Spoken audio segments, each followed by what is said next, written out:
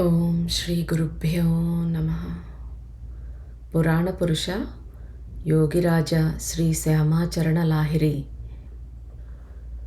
ఆత్మ ఉండడం వల్లే భూమి, నీరు, నిప్పు, గాలి, ఆకాశం అన్న వాటి ప్రతీతి కలుగుతోంది.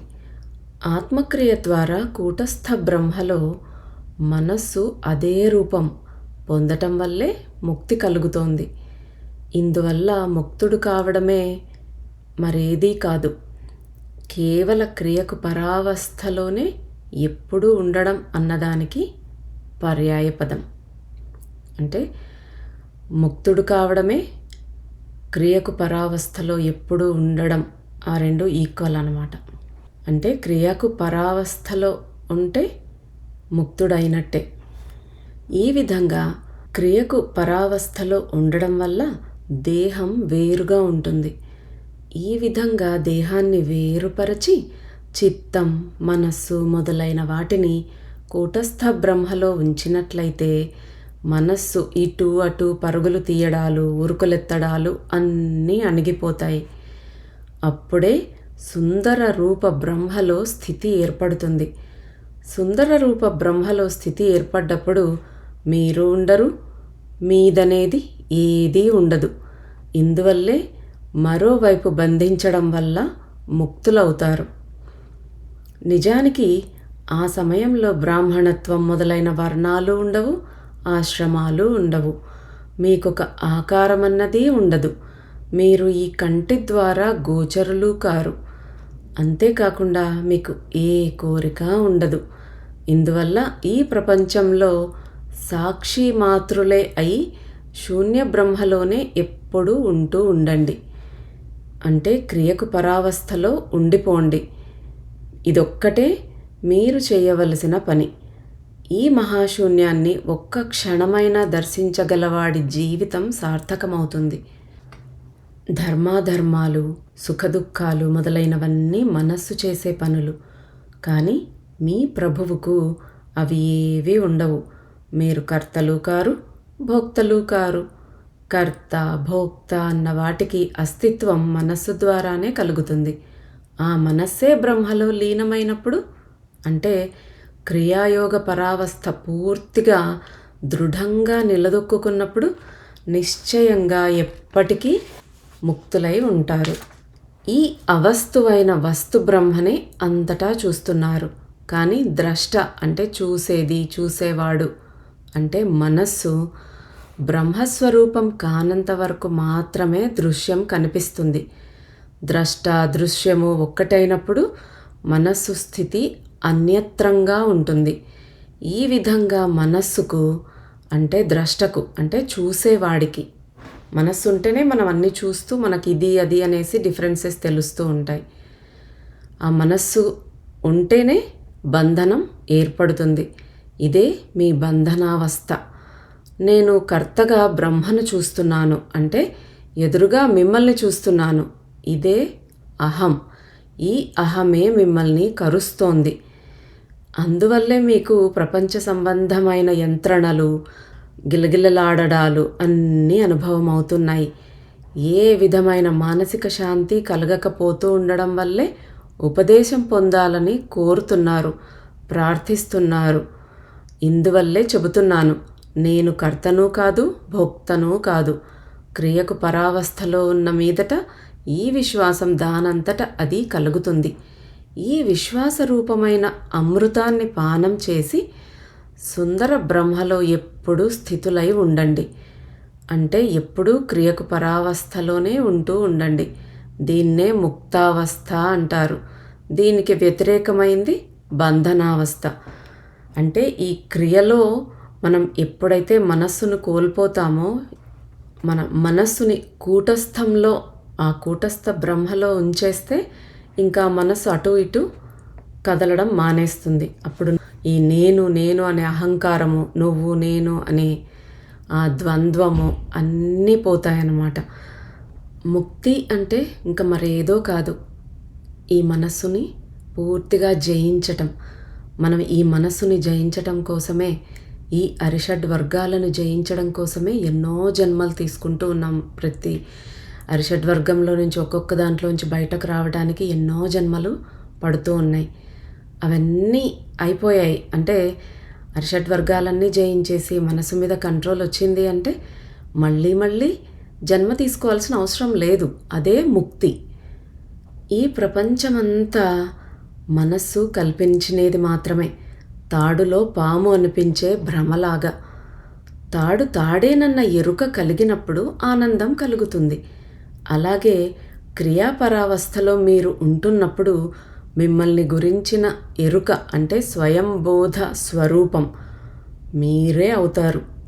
అంటే మిమ్మల్ని గురించిన ఎరుక మీరే అవుతారు. ఆ మీరు సాక్షి స్వరూపులు, ప్రభువులు, పూర్ణులు. పూర్ణం కావడంతోనే ఒకటి మరొకటి కావడంతోనే ముక్తులవుతారు. అలాంటి స్థితిలో అప్పుడు మీరు క్రియారహితులుగా, ఇచ్ఛారహితులుగా, నిస్పృహులుగా ఉంటారు. ఇందువల్ల శాంతులు, స్థిరులు అవుతారు. కేవలం భ్రమలోనే ఉంది ప్రపంచ బంధనం. దేహం ఎప్పటికీ అభిమాన పాశంలో కట్టుబడి ఉంది. ఇందువల్ల నేను అన్న ఎరుక కలుగుతోంది. వర్తమానమైన ఈ నేనును క్రియారూప ఖడ్గంతో ఖండించండి. అప్పుడు క్రియకు పరావస్థలో నేనుకు ఉనికి ఉండదు. అప్పుడే నేను అనేది తనం దూరం అవుతుంది.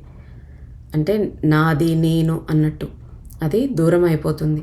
బ్రహ్మలో లీనమై సుఖులై ఉంటారు. ఆ సమయంలో ఏమీ చెయ్యరు. అప్పుడు కర్మ ఉండదు. అప్పుడిక ఏ విధమైన కోరిక ఉండదు. ఇందువల్ల మీరు నిస్సంగ స్థితిలో ఉంటారు. నిజానికి ఇది నిస్సంగ స్థితి. ఎందుకంటే కోరిక లేకపోవడంతో ఏ విధమైన ఇంద్రియ సంగతి లేదా ఆసక్తి కలగదు. అలాంటి స్థితిలో మీరు స్వయం ప్రకాశ నిరంజన రూపులవుతారు. శుద్ధ బుద్ధ స్వరూపమైన క్రియాపరావస్థలో మీరే ఉంటారు. మీరు ఇంత మహావ్యక్తులై ఉండి క్షుద్రచిత్తులు కాకండి. ఈ క్రియాపరావస్థలో ఉండిపోండి. అక్కడ ఏది ఉండదు. విషయం అనేదే ఉండదు. వికారము ఉండదు. భయము ఉండదు. శీతల శాంతులు కావడానికి, విశ్రామ ప్రాప్తి పొందడానికి స్థానం అదే. అంతకు పూర్వం నేను అనే రూపమైన జ్ఞానం ఉండడం వల్ల ఈ జగత్తంతా భాసమానం అవుతోంది. కానీ క్రియకు పరావస్థలో నేనుకు ఉనికి లేకపోవడంతో ఈ విధమైన ఆత్మజ్ఞానం కలగడంతో జగత్తుకు ఉనికి ఉండదు. ఈ రకంగా క్రియాపరావస్థలో నేను బ్రహ్మను. అటువంటప్పుడు నేను నమస్కారం చేయవలసింది ఎవరికి? అప్పుడు నేను నా అంతట నాకే ఓంకార క్రియ ద్వారా నమస్కారం చేస్తున్నాను. ఎందుకంటే నాకు వినాశం లేదు. ఇతరులు మరొకరికి నమస్కారం చేసినప్పుడు ద్వైత భావం ఏర్పడింది. ఎవరికి నమస్కారం చేసినా అతను వినాశనం పొందబోయేవాడే. ఎందుకంటే బ్రహ్మాది స్తంభ పర్యంతం జగత్తుకు సంబంధించినదంతా నశించిపోయేదే. ఇంచేత నేను నాకే నమస్కారం చేసుకుంటున్నాను. ఆ నేను అనేది పోయినప్పుడు, అంతటా బ్రహ్మాన్ని చూడగలిగినప్పుడు నువ్వు బ్రహ్మమే, నేను బ్రహ్మమే, ఎదుట ఉన్న ప్రపంచమంతా బ్రహ్మమే. అన్నింటా అంతటా బ్రహ్మను చూసినప్పుడు అంతటా సమభావన, అంతా ఒక్కటైపోతుంది. అద్వైత భావం, ద్వైతం అనేది నశించిపోతుంది. నీవే బ్రహ్మమైనప్పుడు నువ్వు ఇంకా ఎవరికి నమస్కారం చేయాలి? నువ్వెవరికైనా నమస్కారం చేస్తే ఆ వ్యక్తిలో ఉన్న నీకే నువ్వు నమస్కారం చేస్తూ ఉన్నట్టు. అంతటా నువ్వే ఉన్నావు కదా. అలాగా నాకు వేరుగా మరొకటి ఉన్నప్పుడు ద్వైత భావం పుడుతోంది. మహా దుఃఖానికి మూలం ఇదే. క్రియాయోగ పరావస్థ ఒక్కటి తప్ప దుఃఖం పోగొట్టగల మందు మరొకటి ఏదీ లేదు. రెండు ఉండటం వల్లనే కల్పన పుడుతోంది. ఈ శరీరం స్వర్గం, నరకం, బంధనం, మోక్షం, భయం, కోరిక, వాసన అన్నీ కల్పనా మాత్రమైనవే. ఈ కల్పనలన్నింటినీ విడిచిపెట్టిన మీదట క్రియాయోగ పరావస్థలో ఏకాకార స్థితి కలిగినప్పుడు ఇచ్ఛా ఉండదు, అనిచ్ఛా ఉండదు, బంధము ఉండదు, మోక్షము ఉండదు. అప్పుడు నేనుకు శాంతస్వరూప నిరాశ్రయంలో స్థితి ఏర్పడుతుంది. జీవించాలని మీరు కోరే కోరికే మీకు బంధనం. ఈ కోరికే లేకపోతే ఇక బంధనం ఎక్కడా? క్రియకు పరావస్థలో నిలిచి ఉండడాన్నే జ్ఞానము అంటారు. ఈ జ్ఞానం ఎలా కలుగుతుంది అంటే, ఇలా నిలిచి ఉన్నవాడి జ్ఞానమే మిత్రస్వరూపం. క్రియకు పరావస్థలో నిలిచి ఉన్న వాళ్లల్లో ఇహలోక పరలోక సంబంధమైన కోరిక కలగదు. వాళ్ళు కామనారహితులవుతారు. కానీ నిత్యం ఏదో తెలిసిన వాళ్ళకి మోక్షం కావాలన్న కోరిక కలుగుతుంది. ఇది కూడా ద్వైతమే. కానీ క్రియకు పరావస్థలో ధీర వ్యక్తులై ఉన్నవారు ఏదీ చెయ్యరు, కానీ అన్నీ చేస్తూనే ఉంటారు. అందువల్లే యోగిరాజులు ఇలా రాశారు, 5 దండ్ రోధ్ హోనే పర్ కర్మ హోగా అని. అంటే క్రియ చేస్తూ కనీసం పంచదండం వరకు ప్రాణవాయువును ఆపి ఉంచిన మీదట, అంటే పంచదండం వరకు కేవలం కుంభకావస్థ కలిగిన మీదట కలిగే స్థితి, అదే కర్మ అవుతుంది. అంటే ఆ వృద్ధావస్థలో, అంటే ప్రాణవాయువును ఆపి ఉంచిన ఆ అవస్థలో ఉండడమే ఇప్పుడు చెయ్యవలసిన కర్మ. దాంట్లో ఉండకపోవడమే అకర్మ. అలాంటి ధైర్యశాలురు ఎప్పుడూ ఆత్మలో స్థిరులై ఉంటారు. వారికి సంతోషము ఉండదు, అసంతోషము ఉండదు, బంధనము ఉండదు, మోక్షము ఉండదు. వాళ్ళు చెడ్డ మాటలు విని కోపగించుకోరు, పొగడ్తలు విని ప్రసన్నులు కారు. కోరిక లేకుండా ఉండటం వల్ల ఆశ ఉండదు. ఆశారహితులై క్రియకు పరావస్థలో ఎప్పుడూ ఆత్మలో నెలకొని ఉంటూ తృప్తి పొందుతూ ఉంటారు. అలాంటి వ్యక్తినే మహాత్ముడంటారు. అలాంటి మహాత్ముణ్ణి మరెవ్వరూ పోలరు. ఇలాంటి మహాత్ముని గురించే జనకుడు ఇలా చెప్పాడు, యత్పదం ప్రేప్సవో దీనా శక్రాద్యా సర్వదేవతా అహో తత్ర స్థితో యోగి న హర్షముపగచ్చతి. ఇది అష్టావక్ర సంహితలో 4వ ప్రకరణం 2వ శ్లోకం. అంటే దేవతలందరూ దీనభావంతో కోరే పదవి తమకు ప్రాప్తించినప్పటికీ యోగులు పొంగిపోరు. క్రియాయోగ పరావస్థలో ఉండేవారిని పాపపుణ్యాలు అంటవు. వారే విఘ్నులు. ప్రకృత ఇచ్ఛను అనిచ్ఛను, అంటే కోరిక లేనిది విడిచిపెట్టటంలో వారే సమర్థులు. ఈ విశ్వాన్ని నీటి బుడగ మాదిరిగా తెలుసుకుని, సుఖదుఖాలు రెండింటి సమానత్వాన్ని తెలుసుకుని, ఆశా నిరాశలకు జీవన మరణాలకు గల సమానత్వాన్ని తెలుసుకుని క్రియ చేయండి. క్రియకు పరావస్థలో లయం పొందండి. అప్పుడు మీలో తీసుకోవడము ఉండదు, విడవడము ఉండదు. అంటే ఆగమనము ఉండదు, నిర్గమనము ఉండదు. శ్వాస ఉండదు, ప్రశ్వాస ఉండదు. కాలమన్నదే వయస్సు. నడుస్తున్న కాలాన్ని చూడండి.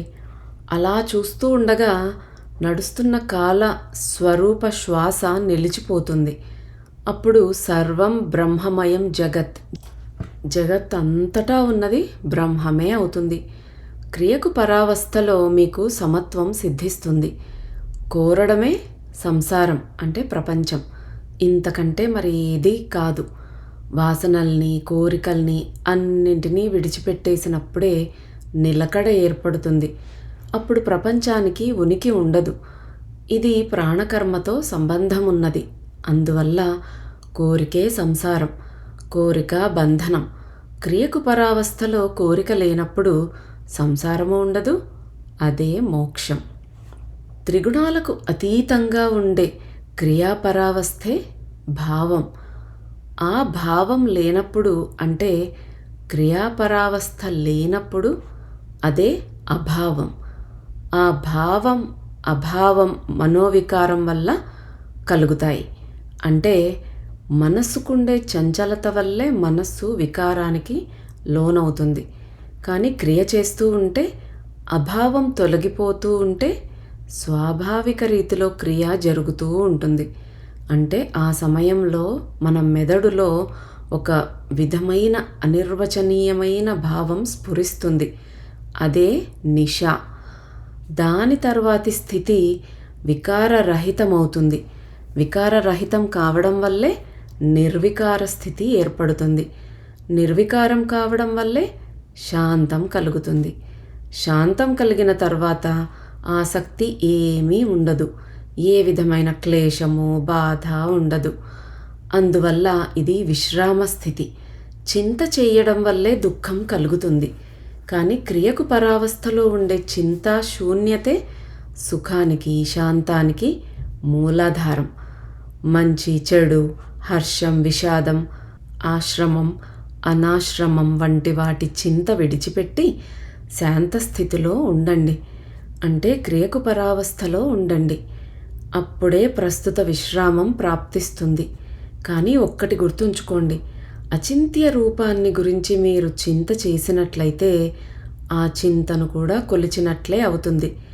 అందుచేత నాకు క్రియాపరావస్థ ప్రాప్తించాలి అన్న చింత కూడా విడిచిపెట్టి శాంతస్థిరులు కండి. చింతా శూన్యులైపోండి. విడవడము, తీసుకోవడము అన్న రెండింటినీ కూడా విడిచేయండి. అప్పుడు ఇచ్ఛాతీతం కావడం అనే అర్థం కూడా ఉండదు. అలాగే అనర్థం అంటే అర్థం కాకపోవడం అన్నది కూడా ఉండదు. మీరు సాకారులుగాను ఉండరు, నిరాకారులుగాను ఉండరు. కానీ ఉండడం మాత్రం ఉంటారు. తాగుబోతూ మత్తు దిగిపోయిన తర్వాత నేనేమీ చేయలేదని ఎలా అంటాడో అలాంటి స్థితి క్రియకు పరావస్థలో కలుగుతుంది. అప్పుడు సిద్ధి పొందాలన్న కోరిక కూడా ఉండదు. సిద్ధి ప్రాప్తించిన ఆనందమూ ఉండదు. క్రియ చేస్తూ ఉండడం వల్ల ఈ విధంగా త్యజించడం దానంతట అది జరుగుతుంది. ఇచ్ఛ, అనిచ్ఛ అనేవి రెండూ లేకపోవడం వల్ల విషయ సంసారం, శాస్త్రం, విజ్ఞానం ఏవీ ఉండవు. బంధము, ముక్తి కూడా ఉండవు. ఎందుకంటే ముక్తుడు కావాలన్న కోరిక కూడా ఉండదు కాబట్టి. ఏదైనా ఒక వస్తువును పొందాలన్న కోరిక పుట్టినప్పుడు దాన్ని ఎలా పొందాలా అన్న ఆలోచన పుడుతుంది. ఆ కోరిక కానీ ఆలోచన కానీ నెరవేరిన మీదట ద్వేషం పుడుతుంది. ఇదంతా మనస్సుకుండే ధర్మం. కానీ క్రియకు పరావస్థలో మనస్సు ఆత్మలో కలిసిపోయినప్పుడు, అంటే ఏకాకారమైనప్పుడు ద్వేషం, కోరిక, ఆలోచన, కల్పన, మనస్సు అన్నవి ఏవీ ఉండవు. నిర్వికల్ప సమాధి స్థితి ఏర్పడుతుంది. అప్పుడు సుందర రూపుడైన బ్రహ్మలో చరిస్తూ ఉండటం వల్ల బ్రహ్మచారి అన్న పేరు ఏర్పడుతుంది. యోగిరాజులు భక్తులకు ఉపదేశం చేస్తూ మీ ఆత్మే అన్ని భూతాల్లోనూ అంటే అన్ని పదార్థాల్లోనూ ఉంది. అందుచేత సర్వభూతాల ఆత్మ మీ ఆత్మలోనే ఉంది అని అంటూ ఉండేవారు. విడిగా ఏదీ లేదు. అందువల్ల మీరే సర్వ ఆత్మమయ జగన్నాథులు. క్రియాపరావస్థలో దీన్ని విశేషంగా తెలుసుకున్న మీదట అందరి మనస్సుల్లోని భావాలను తెలుసుకోగలుగుతారు. అప్పుడే సర్వజ్ఞత ప్రాప్తిస్తుంది. దానివల్ల సర్వభూతాల్లోకి ప్రవేశించి వాటి గుణము, క్రియ మీ అంతటా మీరే తెలుసుకోగలుగుతారు. సర్వశక్తిమంతులుగా అన్ని పనులను అనిచ్ఛ తాలూకు ఇచ్ఛ ద్వారా చేయగలుగుతారు. ఈ విధంగా గాఢమైన క్రియ ద్వారా తనను తాను అణువు కంటే కూడా అల్పమైన వాణ్ణని తెలుసుకోవడం వల్ల మీ అహంకారం తొలగిపోతుంది. నిరహంకార స్థితి అంటే అహంకారం లేకపోవడము అనే స్థితి కలుగుతుంది. మీరే కూటస్థ స్వరూపులన్న విషయం మీద శ్రద్ధ నిలపండి. మళ్ళీ మళ్ళీ చెబుతున్నాను, దాని మీదే శ్రద్ధ ఉంచండి. ఈ శ్రద్ధ నుంచి ఎన్నడూ దిగజారిపోకూడదు. ఎందుకంటే కూటస్థ స్వరూప భగవంతుడు ఆత్మ మీరే కాబట్టి. పంచతత్వాలకు, మనస్సుకు, బుద్ధికి, అహంకారానికి అతీతులైన వారు కాబట్టి క్రియాపరావస్థలో ఏకస్వరూపులైనప్పుడు అంటే అద్వైత స్థితి కలిగినప్పుడు మీరే జగన్మయులవుతారు. మీకు వేరుగా జగత్తు ఉండదు. అందుకే రమణ మహర్షి, సాయిబాబా, ఈ యోగిరాజులు గారు వీళ్ళందరికీ కూడా అంతా ఒకే స్థితిలో ఉన్నారు కాబట్టి జగమంతా వాళ్లే. మనకు మనసులో ఏదైనా ఒక క్వశ్చన్ వచ్చిందనుకోండి, మనమేమి నోరు తెరిచి అడగకుండానే వాళ్ళకు తెలిసిపోతుంది ఎందుకంటే జగమంతా వాళ్ళే ఉన్నారు. వాళ్ళు మనల్ని, వారిని వేరుగా చూడటం లేదు. అందరిలో ఆత్మ ఒకటే అనేది చూస్తూ ఉన్నారన్నమాట. మీకు వేరుగా జగత్తు ఉండదు. మంచి చెడ్డల ఆలోచన ఉండదు. ఒక్కరే అయినప్పుడు మీరే అక్షయ అవినాశ శాంత చిదాకాశ అమరులవుతారు. అప్పుడిక మీ పుట్టుక, కర్మ, సంస్కారం, అహంకారం అన్నవి ఎక్కడుంటాయి? అందువల్ల అది ఇది అనే వేర్పాటును విడిచిపెట్టి అంతా నేనేనని క్రియాపరావస్థలో కలిగే నిశ్చయంతో నిస్సంకల్పులు కండి. నేను అంటే స్వయంలో నేను లేకపోవడం వల్ల మీరు ఈ విశ్వాన్ని చూస్తున్నారు. కానీ క్రియాపరావస్థలో నేనులోనే ఉండిపోయినప్పుడు మీరే పరమార్థ స్వరూపులైన జగన్నాథులు అవుతారు. ఒక్కసారి ఆలోచించి చూడండి. మీరు కానిది మరేదీ లేదు. మీరే సంసారులు, మీరే అసంసారులు. ఎందుకంటే మీ దృష్టి మరోవైపు ఉన్నప్పుడు సంసారులు. కానీ మీరు మీలోనే ఉండటం వల్ల, లేదా మీరు మీరే అయిపోయినందువల్ల, అంటే క్రియాపరావస్థలో ఉన్నందువల్ల అసంసారులు అవుతారు. మీ ఇచ్ఛ వల్లే ఈ విశ్వమంతా ఉంది. కానీ క్రియాపరావస్థలో ఇచ్ఛారహితులు కావడం వల్లే కనిపించేదంతా కేవలం భ్రమేనన్న జ్ఞానం నిశ్చయంగా కలుగుతుంది. అంతా బ్రహ్మమయం అన్న జ్ఞానం కలిగిన తరువాత సమత కలుగుతుంది. అప్పుడు మీకు బంధనము ఉండదు, మోక్షము ఉండదు. ఈ విధంగా కృతకృత్యులై సుఖంగా తిరుగుతారు. ఇది దృఢంగా నిశ్చయంగా చెబుతున్నాను.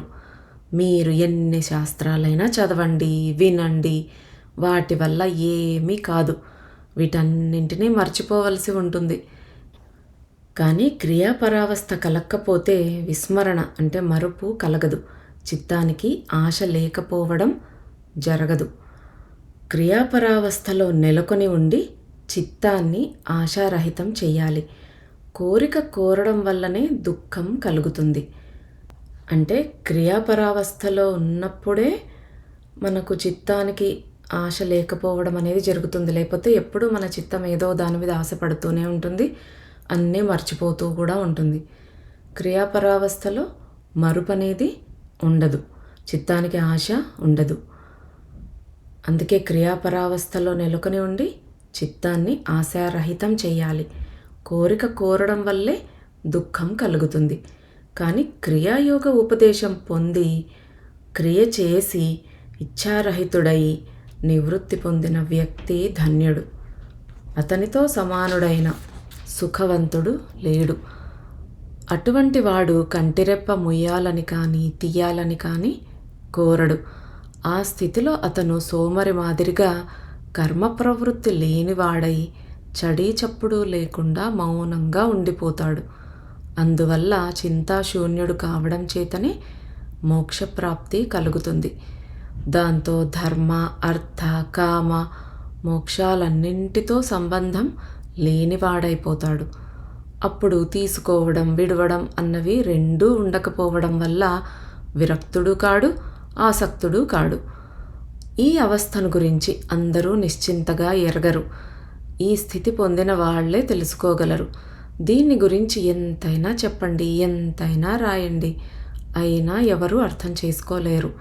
అందువల్ల మంచి చెడ్డల ఆలోచన, కోరిక అన్నవి లేకపోయినప్పుడే సంసార అంటే ఈ ప్రపంచ రూపమైన వృక్షం తాలూకు మొలకలు నశించిపోతాయి.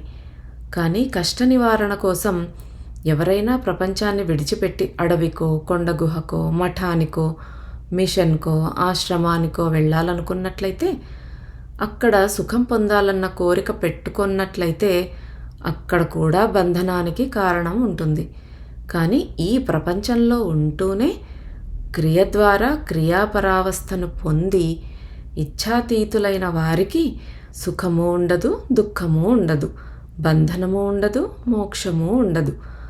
కానీ ఈ దేహంలో నాది అన్న మమత, నాకు అన్న ఇచ్ఛ అంటే కోరిక ఉన్నంత వరకు వాడు జ్ఞాని కాడు, యోగి కాడు, ముక్తుడు కాడు. కేవలం దుఃఖభాగి అంటే దుఃఖంలో పాలు పంచుకునేవాడు మాత్రమే. ఈ విషయం నిశ్చయంగా తెలుసుకోండి. క్రియ చేసి క్రియాపరావస్థలో ఇచ్ఛారహితులై ఉండనంత వరకు, అంతటినీ మరచిపోనంత వరకు బ్రహ్మ విష్ణు మహేశ్వరులు కూడా స్వయంగా మీ ముందు ప్రత్యక్షమై ఉపదేశం చేసినప్పటికీ కూడా ఏమీ జరగదు. కోరిక లేని వాళ్ళు ఎప్పుడూ ఒంటరిగా ఆనందిస్తూ ఉంటారు. వారికి అంతా బ్రహ్మమయమే అయిపోవడం వల్ల ద్వైత స్థితి కలగదు. వారిలో భోగానికి కానీ మోక్షానికి కానీ కోరిక లేనప్పుడు అటువంటి వ్యక్తిని మహాశయుడు అంటాం. ఈ స్థితి కొద్దిమంది వ్యక్తులకు మాత్రమే కలుగుతుంది. అప్పుడు వారు ఏదీ చూడకుండానే అన్నీ చూస్తుంటారు. ఎందుకంటే అప్పుడు వారి చూపు శూన్య బ్రహ్మలోనే ఉంటుంది. అప్పుడు వారు మెలకువలో ఉన్నవారు కాదు, నిద్రలో ఉన్నవారు కారు. వారి కళ్ళు రెండూ తెరుచుకొని ఉండవు, మూసుకొని ఉండవు. అదొక విచిత్రమైన అవస్థ. వారికి సుఖదుఖాల, సంపత్తి విపత్తుల, నర నారుల, లాభ నష్టాల, బంధన ముక్తుల సమాన జ్ఞానం కలుగుతుంది. అంటే వీటన్నింటినీ వారు సమదృష్టితో చూస్తారు. వీటిలో వారికి ఏ విధమైన భేదభావము కలగదు. అప్పుడు వారికి అన్నీ ఉంటాయి, కానీ ఇచ్ఛాశక్తులు లేకపోవడం వల్ల ఏవీ లేనట్టే. భోజనం దొరికితే తింటారు, దొరక్కపోతే తినరు. అప్పుడు శూన్య బ్రహ్మలో చిత్తం నిలపడం వల్ల తమలో తామే మునిగి ఉండి తమకు తామే నమస్కారం చేసుకుంటారు. అప్పుడు క్రియాపరావస్థలో ఉండడం వల్ల భావము అభావము ఏవీ ఉండవు. ఎందుకంటే ఈ రెండూ చింతాగ్రస్త జీవుడి కల్పన మాత్రమైనవే. అందువల్ల భావ అభావాల్ని విడిచిపెట్టి నిష్కాములుగా, అంటే కోరిక లేని వారై ఉండండి. మీకు ఏది తెలుసుకోవలసిన అవసరమూ లేదు, ఏది చెప్పవలసిన అవసరమూ లేదు, ఏది చేయవలసిన అవసరము అంతకన్నా లేదు.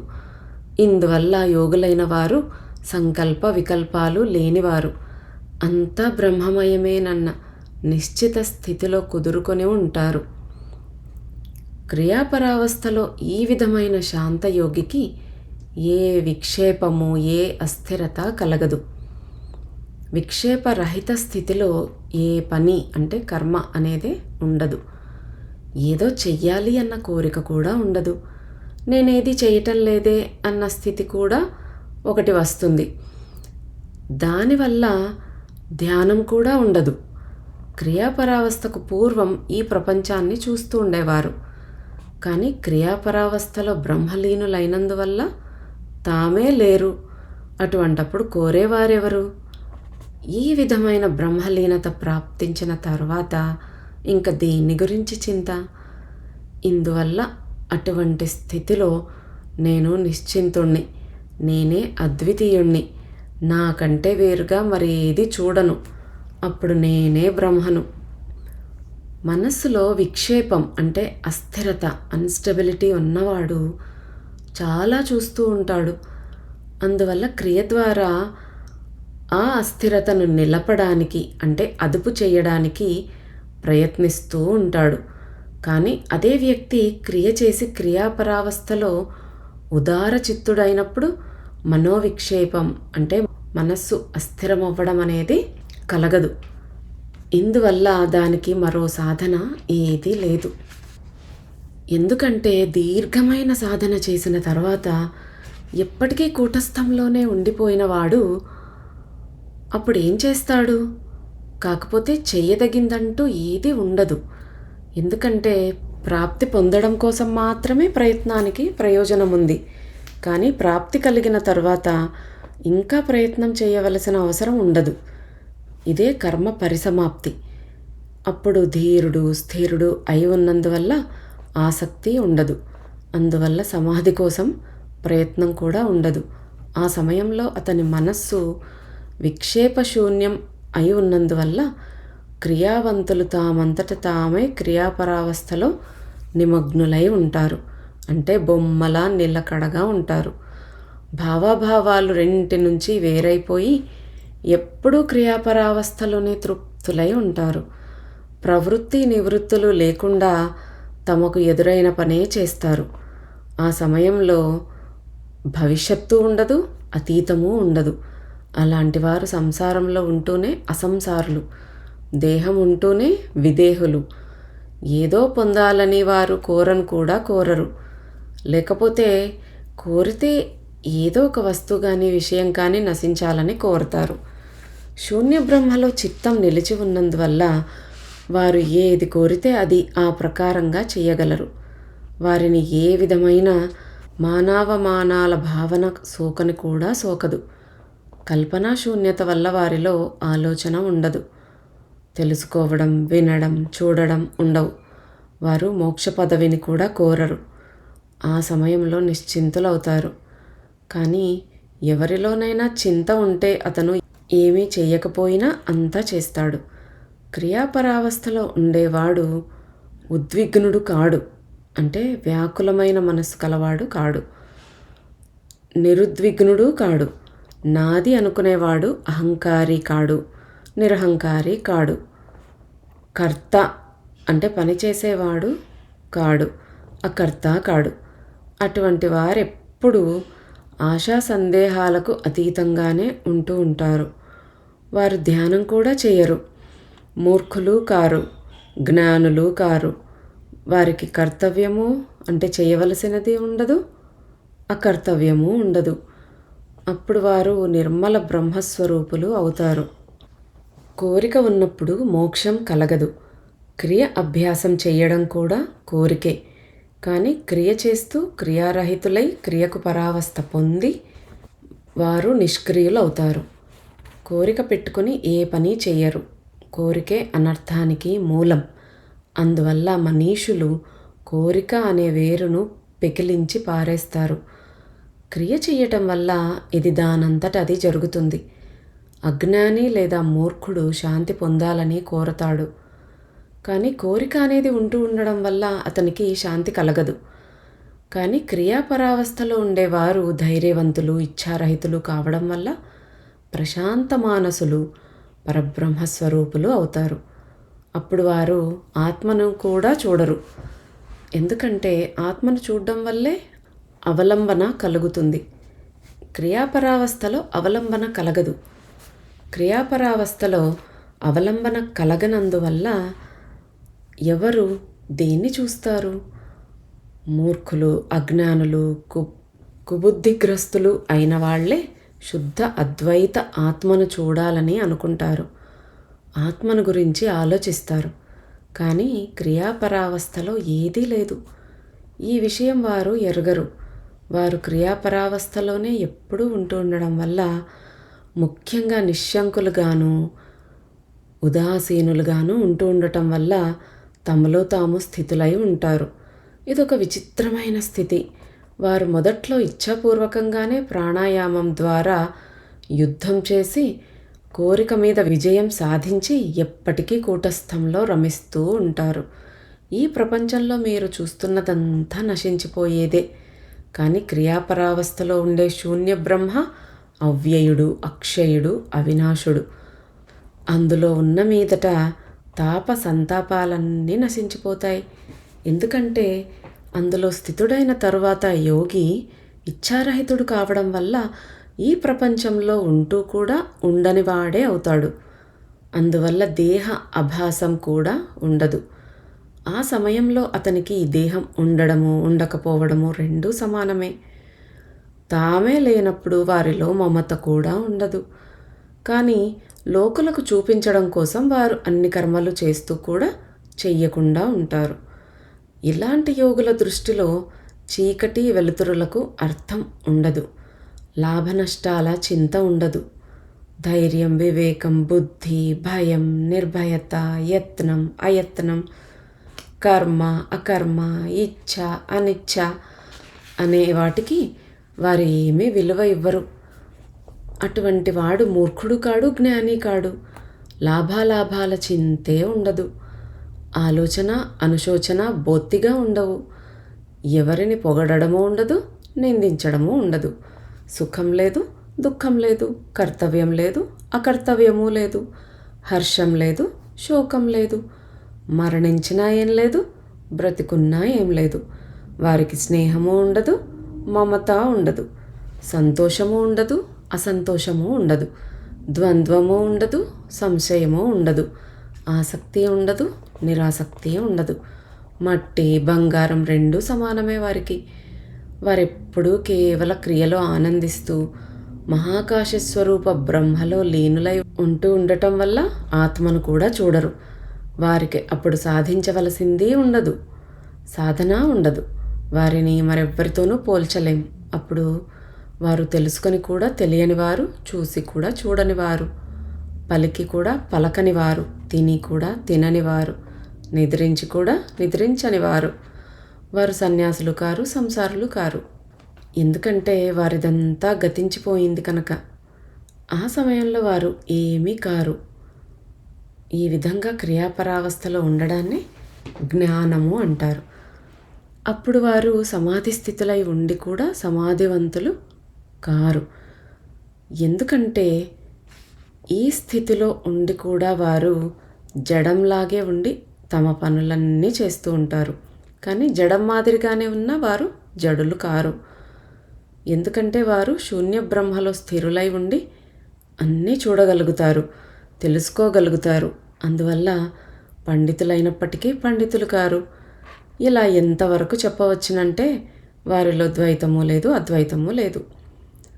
ఈ విధంగా క్రియాపరావస్థలో స్థితులై సమస్త తత్వాల జ్ఞానము పొందిన వారిని మహాశయులంటారు.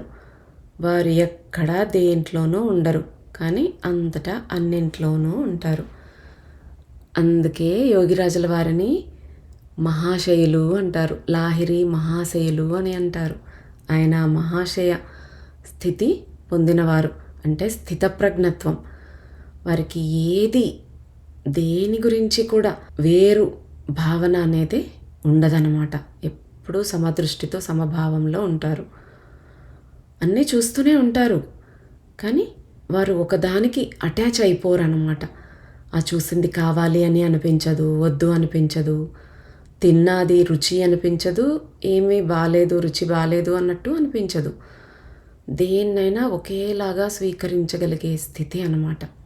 ఇలాంటి స్థితి రావాలి అంటే క్రియ ఒక రేంజ్లో మనం క్రియ చేస్తూ క్రియారహితమై క్రియకు పరావస్థ స్థితికి రావాలి. ఆ తర్వాత నిష్క్రియ స్థితి, అంటే అన్నీ చేస్తున్నా కూడా ఏమీ చెయ్యనట్టుగానే ఉంటుందన్నమాట. ఎందుకంటే వాళ్ళు దేంతో అటాచ్ అయ్యి లేరు.